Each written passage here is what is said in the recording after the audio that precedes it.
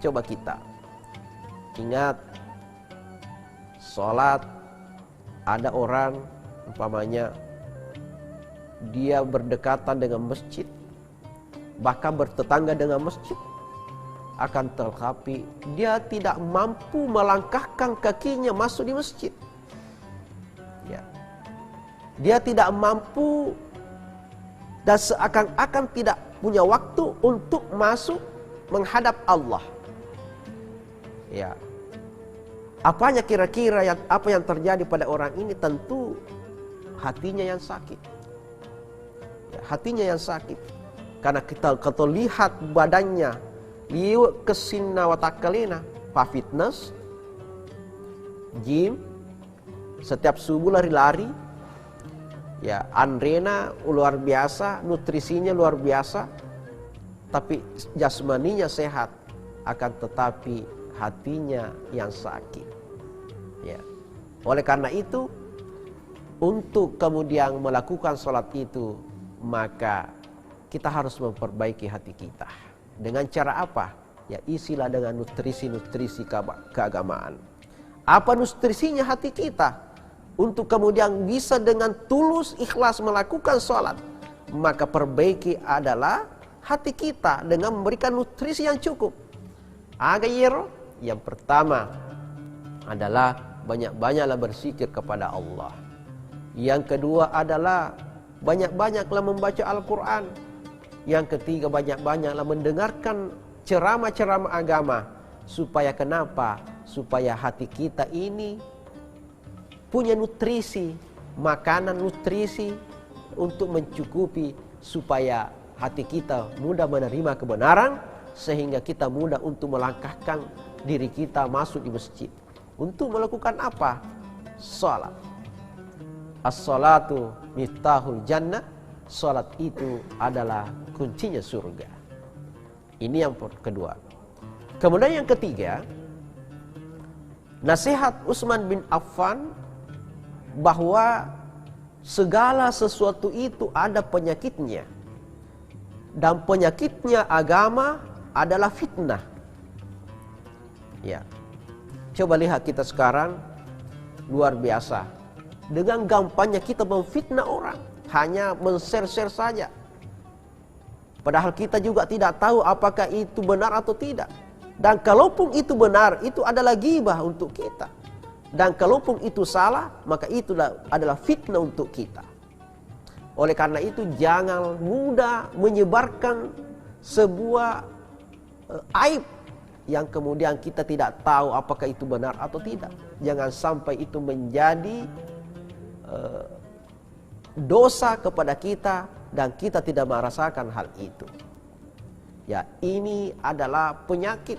Kita lihat di setiap masjid, kita lihat hampir beberapa persen, arti kalau umpamanya ada 10 masjid, mungkin sekitar 6 atau 7 masjid itu pasti ada masalahnya.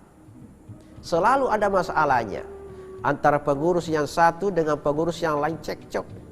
Ya, kemudian pengurus yang baik kemudian difitnah bahwa ini begini-begini, sehingga kemudian dia dilengsarkan. Ya, itulah penyakit agama, adalah fitnah. Inilah nasihat Utsman bin Affan kepada kita. Akan tetapi Utsman sendiri terbunuh karena fitnah. Karena fitnah. Ya, menurut riwayat bahwa ketika Utsman menjadi khalifah, ya, maka berdatanganlah orang-orang dari Mesir, ya, untuk mendemo Utsman. Ribuan orang dari Mesir, ya, mendemo Utsman, datang ke Madinah dan mendemo Utsman bin Affan. Ya, maka datanglah Ali bin Abi Thalib menghadapi pendemo ini. Apa yang dikatakan oleh Ali bin Abi Thalib bahwa agamu cacangi Utsman. Apa yang kamu tidak suka dari Utsman, magemu demo Utsman. Maka orang ini berkata, yang pertama, Utsman itu sudah keluar dari sunnah, tidak melakukan sunnah, keluar dari sunnah.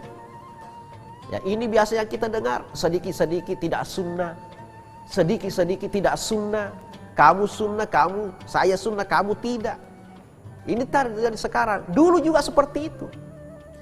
Utsman tidak sunnah. Kata Ali bin Thalib, kenapa? Kenapa kamu katakan ini Utsman tidak sunnah? Keluar dari sunnah.